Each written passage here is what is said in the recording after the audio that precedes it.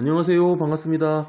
오늘은 다트를 통해서 재무제표를 살펴보는 방법에 대해서 한번 말씀드리고, 그 외에 이제 몇 가지 팁이라든지 제가 재무제표를 보는 순서, 방법 등에 대해서 한번 담아보도록 하겠습니다.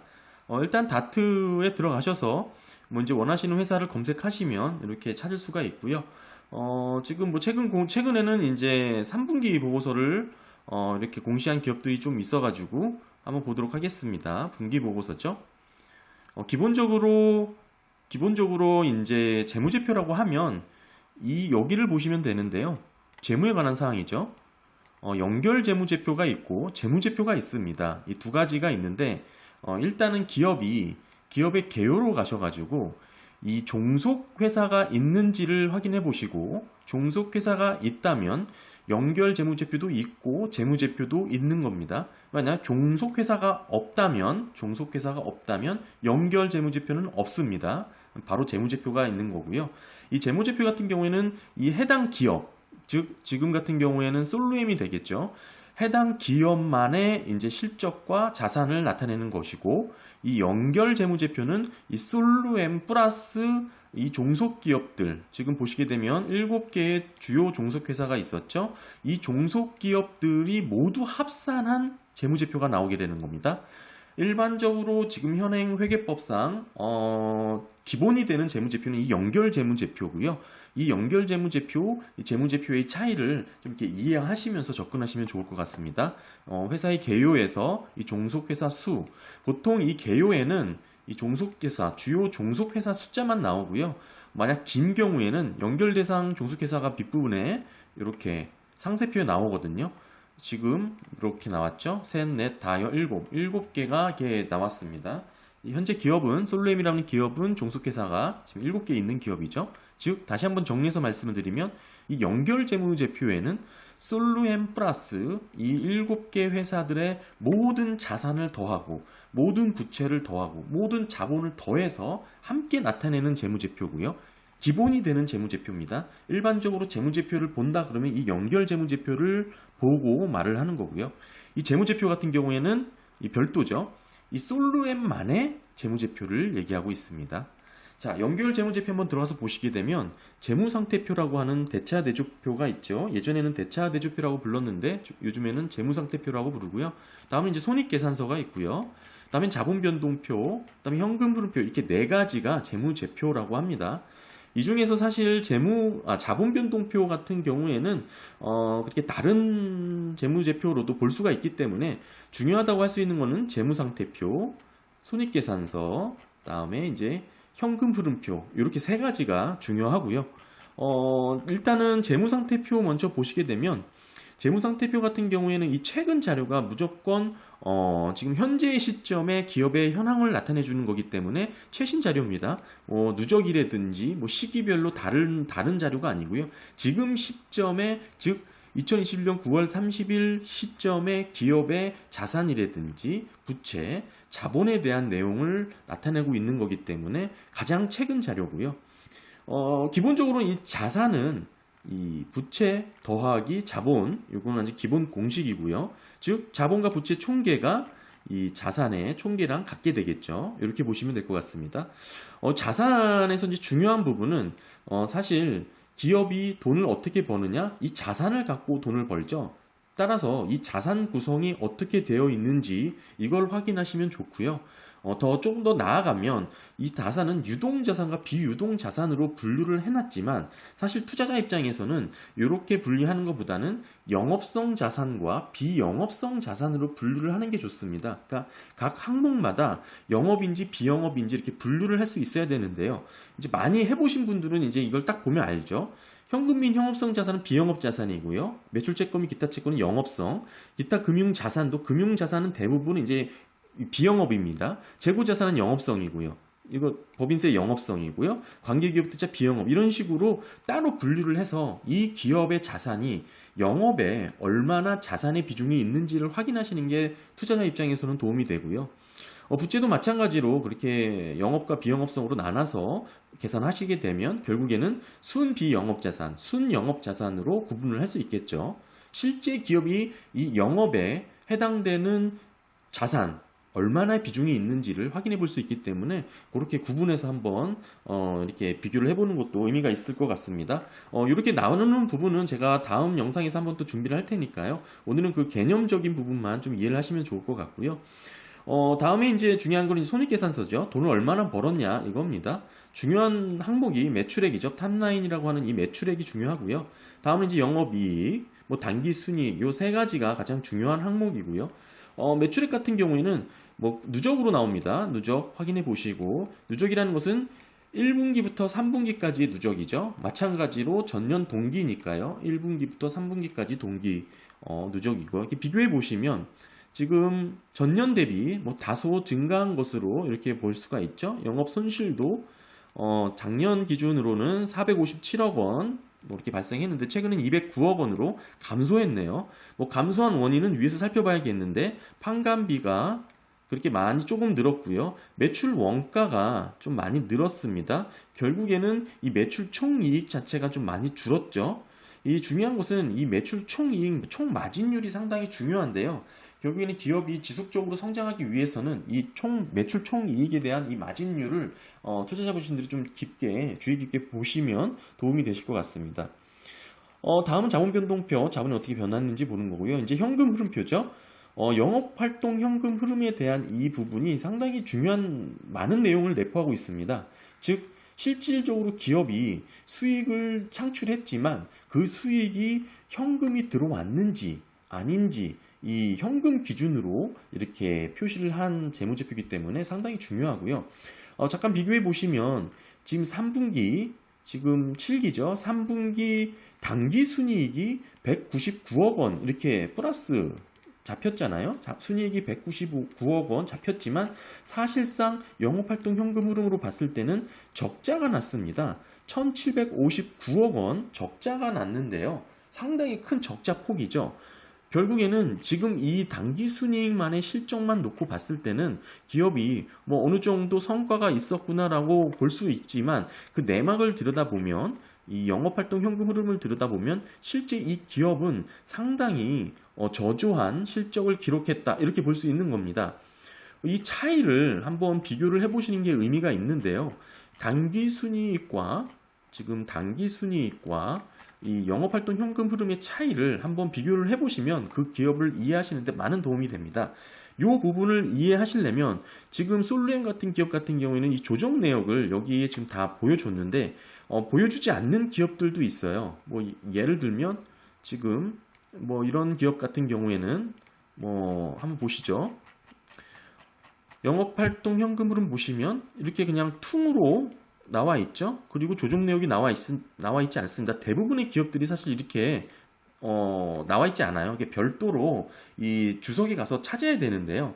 뭐 일단 이렇게 찾는 방법에 대해서 말씀을 드리면 지금 주석에 가셔가지고 이 영업활동 현금 흐름에 대한 세부 내역을 보셔야 되는데 저 같은 경우에는 이제 자주 하는 게 이제 재무제표 가서 이제 거꾸로 위로 올라갑니다.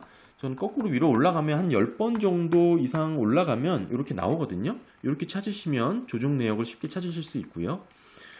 조정 내역 보시게 되면 왜 마이너스가 됐는지 나오겠죠. 뭐 감가상각비 더해주고요. 무형자산치 더해주고 예를 들면 지금 조정 내역이 크게 나왔기 때문에 매출채권 이렇게 더해주고요. 아까 처음 나왔던 요 솔루엠 가지고 설명을 좀 더 드리면 영업활동 현금 흐름이 지금 마이너스 1759억 원 기록했죠.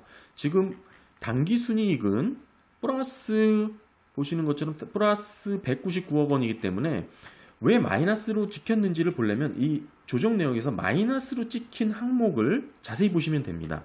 즉 쭉 내려보시다가 마이너스 금액 62억 원 정도가 있었죠. 외화 환산 이익, 즉 외화 환산 이익이라고 해서 당기순이익에는 플러스 62억 원을 해줬습니다. 기업의 실적이라고 해서 플러스 62억 원을 해줬지만 사실상 외화 환산 이익 같은 경우에는 외화 환산을 해서 내가 처분한 행위가 아니기 때문에 실질적으로 발생한 현금이 없는 겁니다. 따라서 재무제표의 손익계산서 상에서는 가감을 해줬지만 현금이 들어온 실적이 아니기 때문에 다시 빼주는 거죠. 마이너스를 해준 겁니다. 뭐 이렇게 다시 조정을 한 거죠. 또 마이너스 큰 폭을 보면 운전자본 조정이 있죠.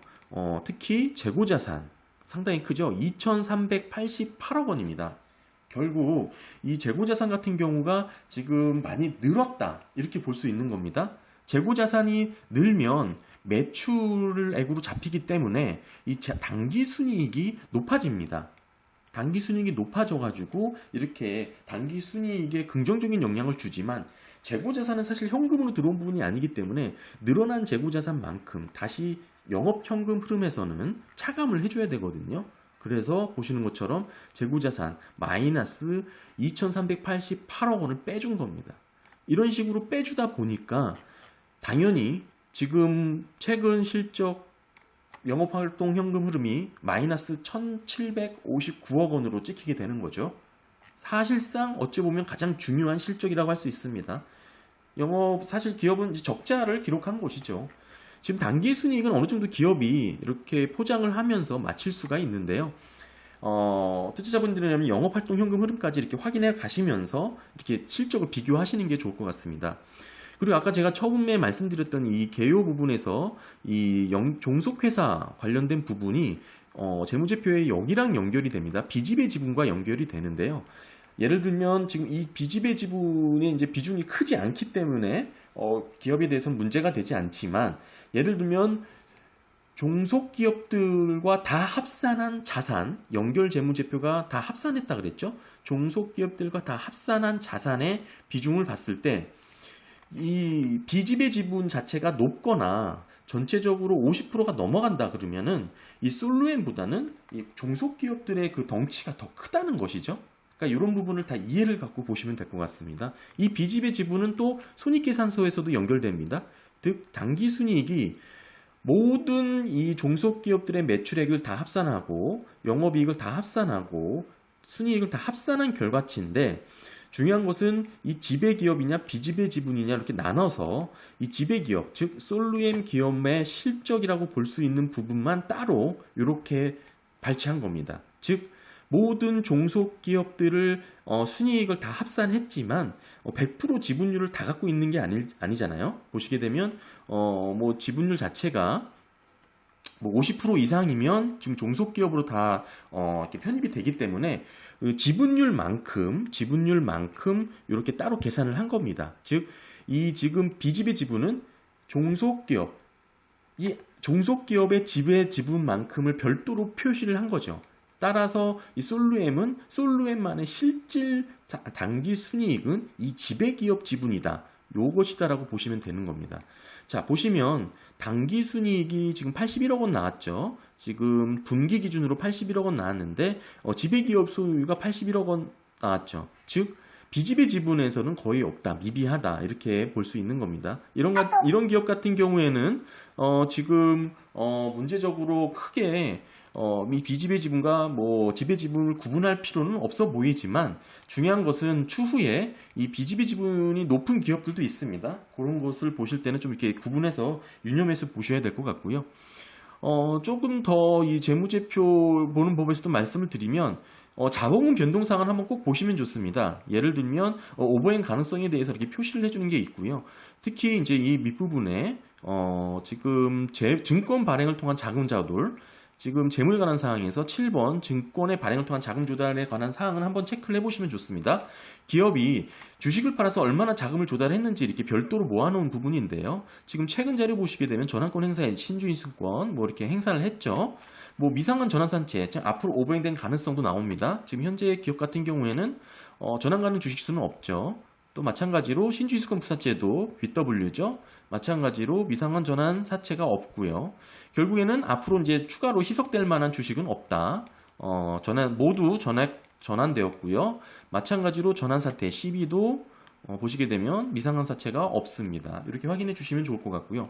또 하나 보셔야 될 게 지금 이 부분을 꼭 한번 체크해 보시면 좋습니다. 대주주 등과의 거래 내용, 이 내부 거래라고 할 수 있는 부분인데요. 이런 부분을 꼭 체크하셔서 이 기업이 지금 엉뚱한 곳에 이렇게 매출을 발생하는지 또는 매입을 하는지도 한번 뭐 대여를 해줬는지 뭐 이런 부분을 한번 체크해 보시는 게 좋습니다. 지금 뭐 솔렘 기업 같은 경우에는 그런 내역이 따로 없습니다. 이런 부분이 있는 기업 같은 경우에는 아무래도 기업 입장에서 뭐 이렇게 투자하는 입장에서는 뭐 이렇게 지켜봐야 될 부분이 있겠죠. 예를 들면 어떤 대주주 등과의 이해관계가 있는 기업들과 거래를 할 때 누가 이 기업에 유리한 조건으로 계약을 하는지 등을 여기서 체크할 수 있기 때문에 지금 이런 거 거래 내용, 내부 거래 관련된 내용을 꼭 한번 체크해 보시면 좋을 것 같습니다. 기타적으로 더 뭐 추가적으로 뭐 이렇게 주석을 찾는 방법 등에 대해서도 설명을 드리고 싶은데 일단은 간단하게 좀 설명을 드리면 재무제표 이렇게 보시죠. 그 다음에 기타 금융자산에 대해서 찾고 싶다 그러면 이 금액을 잡고 뭐 주석으로 가셔서 이렇게 찾으시면 되죠. 대신에 이제 반올림이 대부분 되어 있습니다. 반올림을 확인하셔가지고 이렇게 1,000원 단위로 보시면 되고요. 가끔 기업마다 이 1,000원 단위가 아니고 뭐 100원 단위 또는 이 반올림을 안 하는 기업, 또 반올림이 아니라 이상하게 내림하는 기업 이렇게 다 다릅니다. 그러니까 이렇게 반올림을 해보시다가 반올림으로 검색이 안 되면 뭐 그냥 검색해 보셨다가 뭐 이렇게 별도로 이렇게 해보시면 좋을 것 같습니다. 지금 주석으로 가셔가지고 클릭하셔서 검색을 하셔야겠죠. 이렇게 반올림을 해야 이렇게 나오죠. 이런 식으로 보시면 될 것 같아요. 주석은 주석. 뭐 찾으실 때 중요한 것은 이 연결 재무제표와 재무제표 동일한 내용들이 좀 많고 유사한 내용이 반복되기 때문에 헷갈리실 수가 있습니다. 따라서 이 두 가지의 차이를 잘 이해하셔가지고 헷갈리지 않게 찾으시면 좋을 것 같고요.